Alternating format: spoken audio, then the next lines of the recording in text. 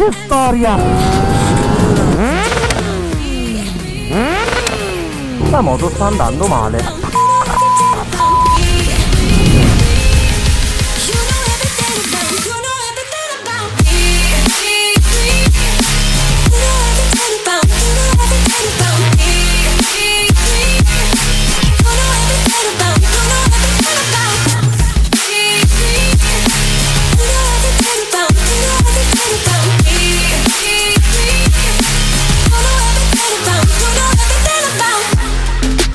Kawasaki Ninja 636 del 2002, quel numerino 636 sulla fiancata che dalle prime foto aveva fatto un po' dubitare se era un fotomontaggio o no, e invece era tutto vero. Kawasaki ha scelto di puntare sulla categoria 6,5 anche se era morta e sepolta. Ma perché 636? Beh, semplicissimo, perché l'aumento di cilindrata è la via più semplice e breve per aumentare la potenza. E visto che la Ninja è sempre stata considerata un'ottima sportiva stradale, gli ingegneri Takashi hanno fatto una scelta saggia: dare più grinta ai medi. E quindi quei 36 cc in più che troveremo anche nel modello 2003 servono per un utilizzo più stradale. E sebbene sembri praticamente identica alla versione precedente, il modello 2002 è stata modificata in tanti piccoli particolari. Cambia totalmente il blocco dei cilindri, è stato migliorato il cambio, è rimasto invece invariato il sistema K-Trick dei carburatori a cui Kawasaki è particolarmente affezionata, e questo è l'ultimo modello che utilizza i carburatori, perché dal modello 2003 arriverà l'iniezione e quindi abbiamo praticamente tra le mani la fine di un'era. La cilistica rimane pressoché invariata, infatti il telaio è identico, le forcelle hanno delle modifiche a livello interno per far scorrere meglio l'olio e il mono posteriore mantiene la possibilità di poter regolare l'altezza del retrotreno, che è una chicchetta che non tutte le 600 hanno. 118 cavalli, 71 Nm di coppia con cui sbaraglia tutte le concorrenti, e lo fa anche nel prezzo, perché costava la modica cifra di 8.930 euro. Era la più economica tra le 600 4 cilindri.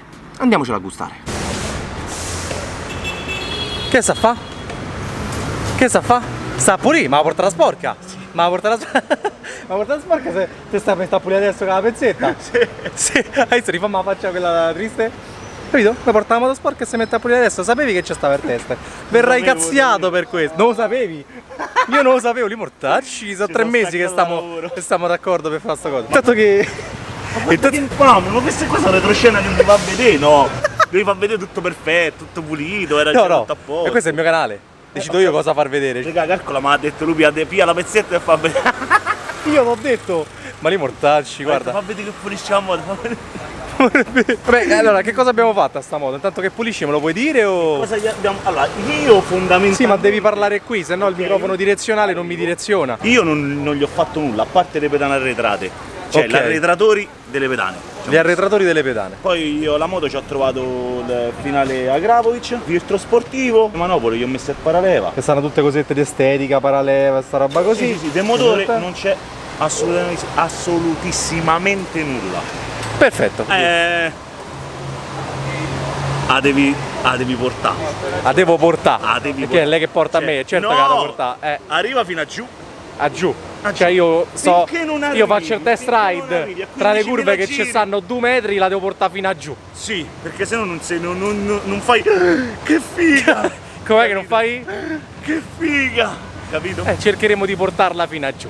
Mario ha smemorato, ha fatto pure dei lavori di sospensione. Che hai fatto? Abbiamo fatto la revisione completamente alle forcelle. Ok, quindi tecnicamente stanno bene. No, tecnicamente sono perfette. Perfette. Oh, pela, c'è bisogno di? Dell'aria. Questa c'ha l'aria, no? Che storia!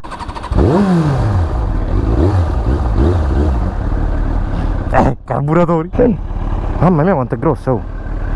È enorme. Ma che sensazione strana! Cioè io non la immaginavo per niente così. Io la immaginavo scattosa, rabbiosa, che ci avesse parecchio on-off, e invece è molto smooth, molto liscia. Oh, c'è i specchietti, e poi stai comodo, perché anche se Mario ha preso gli arretratori, le gambe non si affaticano e c'hai sta sella che è infinita. Anzi, mi sento pure abbastanza a disagio, perché io con la mia sono abituato a stare più costretto, non mi posso muovere più di tanto, lo spazio è poco. Qui invece ti è stanno avanti, indietro, de lato, incredibile, c'è ballo sopra sta roba. Volendo c'entrano 2 sederi e non sto scherzando. Qualcosa mi dice che sto a fare il test nell'orario sbagliato, dove tutti quanti rientrano a casa e troverò una marea di traffico. Anche i polsi, che di solito sono la prima cosa che comincia a far male quando stai in una posizione troppo caricata, come su una sportiva, stanno bene. Anche se mi sono fatto un bel po' di traffico, non mi fanno male. Ma questo è anche perché è una moto datata e tutte le moto che hanno un po' di anni non sono così estremizzate, non sono così caricate sul davanti come quelle moderne. Eh sì, come dice Mario, è una moto che comincia a spingere dai medi, ma dà il meglio di sé agli alti. Però diciamo che questa non è proprio la strada adatta per testarli. Devo essere sincero, non è una moto con cui riesco ad entrare in confidenza, almeno non fino adesso. Non mi trasmette quella sicurezza e dico ok, cominciamo a camminare. Però proviamo a farci qualche curva con la strada bella libera e vediamo come si comporta, che sensazioni ci dà.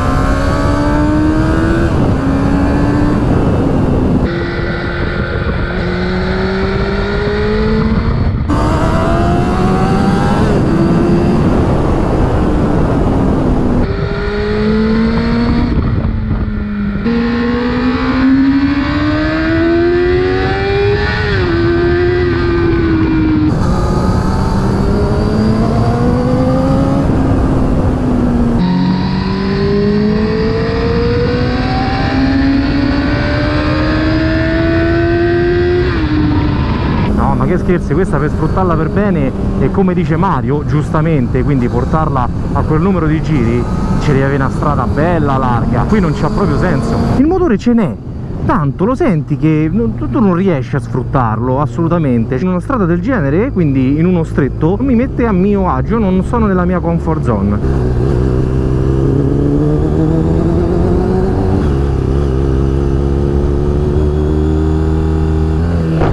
La moto sta andando male, molto bene. Mo si spegne. Perfetto.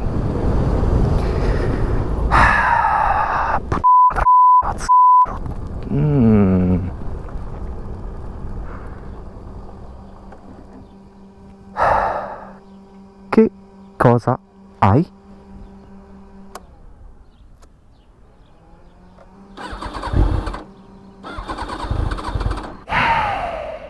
Fammi pensare. Molto bene, molto bene. E qui ho chiamato Mario, ho detto Mario, ma a te ti è mai capitato di rimanere a piedi così, che comincia a perdere potenza, poi si ferma? E mi ha fatto l'ho. Me so scordato, c'ha il rubinetto. Ora, in un'era dove abbiamo ABS, LED cornering, TC, slide control, tutta sta roba così, tu al rubinetto non ci pensi. Tu ormai ti sei abituato bene, se accenna a spiato va benzina. Per chi non sa che cos'è il rubinetto, e questo lo dico per le nuove generazioni che mi seguono, le moto un po' più datate non passavano in riserva in modo autonomo, ma dovevi farlo tu, mettendo appunto il rubinetto su riserva. Non solo, quando la moto la lasci al garage, insomma la fermi, era preferibile metterle su off, rubinetto chiuso, in modo tale che si fermava il passaggio della benzina. Comunque il problema non è il rubinetto, il problema è non sapere del rubinetto, perché io ho perso 3 anni di vita. Almeno però sono stato fortunato, perché mi si è fermata esattamente davanti a una pompa di benzina. Non che era sto grande problema, avevamo la riserva, però meglio evitare. Tutto a posto, sei accesa? Sto a mettere. Sto a mettere mo. Proviamo a mettere in riserva e poi a ripassare al normale.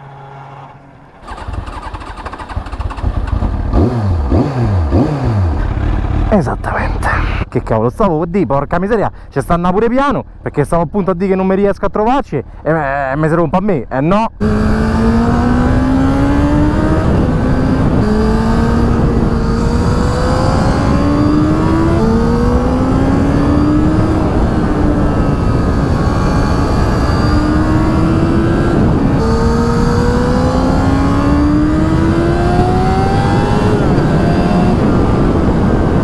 Meglio, ma non riesco a guidarla come piace a me. Perché? Perché nel momento che il freno mi piace molto, cioè è mordente, frena abbastanza, veramente aggressivo. Il problema è che le forcella si muove troppo, quindi quando io vado a staccare, tipo adesso, non smetto di fare su e giù, cosa che mi mette una paura boia, e anche il mono mi risulta morbido, quindi si scompone parecchio. Cioè tu senti questo mostriciattolo sotto che ha tanta potenza, tanta voglia di strillare agli altri, ma non smette di muoversi un attimo. Marietto ha detto, che fa anche rima, di averla indurita. Secondo me va indurita ulteriormente, ma non so qual è il limite di questa forcella e del mono. Sei sicuramente avvantaggiato in una guida stretta, molto stretta, tipo i tornanti, dove riesci a chiuderli senza problemi, però poi dopo quando andiamo a staccare o andiamo alle alte velocità riscontriamo qualche problemino.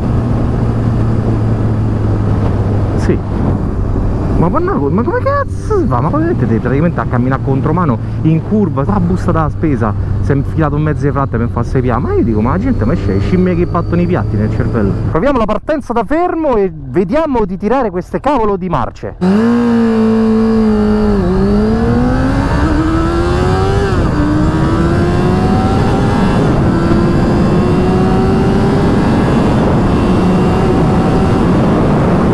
Ne ho fatta una, tengo quella, non la rifaccio, non ho la minima idea quanti giri sono arrivato perché ero concentrato a guardare davanti. Ho fatto un po' orecchio, ma il mio orecchio è un po' abituato a quello del bicilindrico, per cui vabbè, buona la prima, su. Con questa, allora, i giri organizzati da Dario non li senti per niente, torni a casa che sei fresco come una rosa. Puoi anche azzardare a farti qualche viaggetto, perché tanto, oltre a sta comodo, c'è sto cavolo di coso davanti, sto cupolino che è uno schermo protettivo, e poi c'è sta stasella enorme. A un certo punto ti sei staccato di stare nella stessa posizione, boom, te sposti, salotto, via, boom, te sposti, camera dei bambini, poi abbiamo il soggiorno, abbiamo il bagno, l'altro bagno, fantastico, fantastico. Ok, pronti a testare velocità un po' più sostenute, vediamo se si muove, vediamo che cosa mi dice.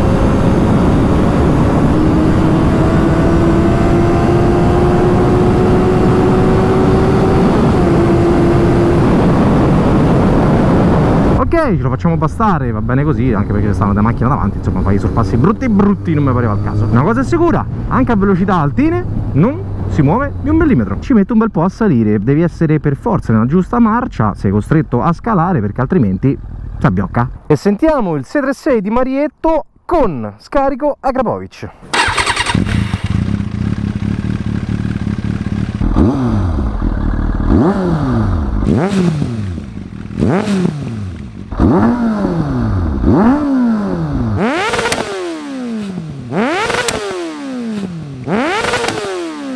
L'avete visto? L'avete visto? Pericolosissimo, pericolosissimo, Mario, questo pericolosissimo, d'estate, tutto secco, incendi a go-go. Il sole sta calando, è ora di riportargli la moto a Marietto, e anche perché insomma è ora di cena. Tra l'altro gli devo pure offrire la cena perché mi ha lasciato la moto. Vabbè, mi sembra giusto, mi sembra giusto. Giovani, io spero che il video vi sia piaciuto, lo faccio stare un po' così a sganaway, a sganacoce, perché non mi va a decore, per cui me la faccio molto tranquilla. Ricordatevi di mettere mi piace, di iscrivervi al canale, attivare la campanellina così vedremo le notifiche, lasciare un commentino qua sotto se il video vi è piaciuto, e noi ci vediamo come sempre al prossimo. Ciao! Ma tu pensa se gli avevo rotto la moto a Mario, mi toccava espatriare, cioè mi vedevo col sombrero e Maracas in Messico.